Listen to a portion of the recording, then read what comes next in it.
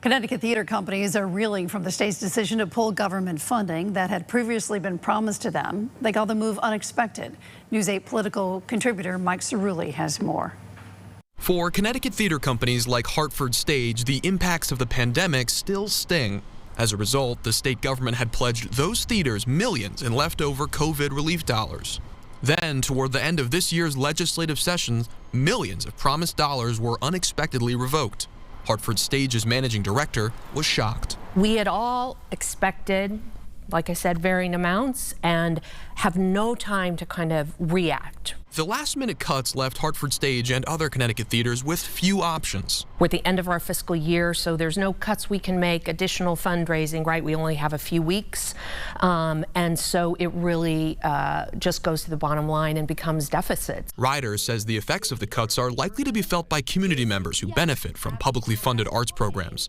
In addition to possible layoffs and fewer shows, youth programs could also be threatened. We have programs for kids. Hundreds of kids are starting. They started this week and some next week and the week after at free and reduced summer day camp programs. So those are some of the things that get hurt when you don't have public support for them. Ryder also emphasized the economic impact of publicly supported theaters. Usually if you come to the play, you're also going to go out to dinner or go have dessert afterwards or pay to park or go shopping a little bit before you come. So all those things are why theaters are really important cultural assets. Hartford Stage joined a dozen other theaters, including the O'Neill and Long Wharf, calling on the legislature and the governor to restore the funding.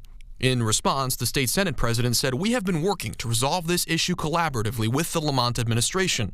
If there is still available funding, this fall we would advocate for those line items to receive the funding they were anticipating." State leaders are slated to reassess the availability of remaining COVID relief dollars this fall. The Lamont administration added a caveat, saying funds may be reallocated by OPM in consultation with legislative leaders this fall, provided that the general fund budget is in balance and spending priorities for higher education are met. A top Republican was more pessimistic. I think it's a lot more of broken promises and creating expectations for organizations. They may or may not see this money at all. Reporting in Hartford, Mike Cerulli, News 8.